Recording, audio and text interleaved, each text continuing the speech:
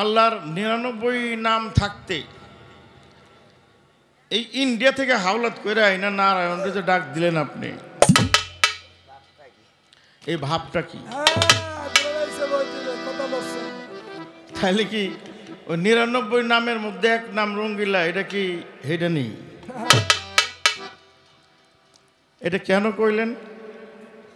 এখানে খাজা মঈনুদ্দিন চিশতি রহমতুল্লাহ আলাইহির ওরস মাজার আছে। আপনি প্রথমে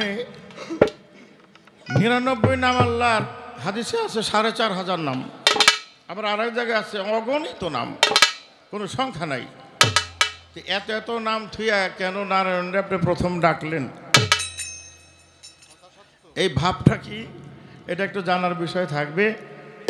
আর একটা কথা, বয়সে আমি তার মুরব্বী, আমি নরম সে গরম। এই গানেও দেখবেন যে আমি নরম গান গাই, হে গরম গান গায়, ইতিপূর্বে যার প্রমাণ পাইলাম। তো ভারতে দেখা গেছে যে একটা জুনিয়র শিল্পী যখন গান গায়, সিনিয়র শিল্পীকে পায়ে ধরে সালাম করে গান উঠে। তো আপনি তো, আমি সিনিয়র হিসেবে আমার পাউডার একটু খামসি মুমসি দিয়ে ওঠার দরকার ছিল, তা এইটা তো দিলেনই না। আমার কয়ে থইলেন প্রতিপক্ষ শিল্পী একবার। আচ্ছা, এটাও ভালো পড়ছি, মানে আমার একটা গান আছে, দুটানায় পড়িয়া ভান দে গান দিয়ে এক কাজ দেওয়া নেই, মানে এক মরার মধ্যে দুই মরা মরছি।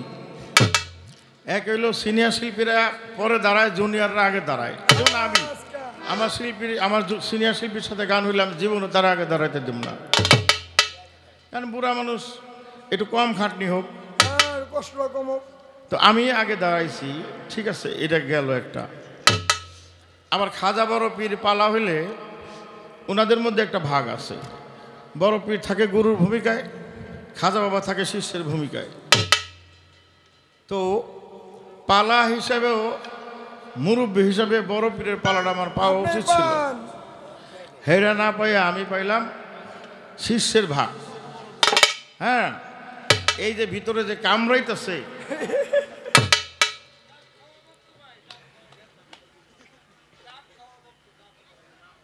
ও আমার আরেকজন আত্মার মানুষ, বাবলি সরকারের জন্মদাতা পিতা বাবুল সরকার,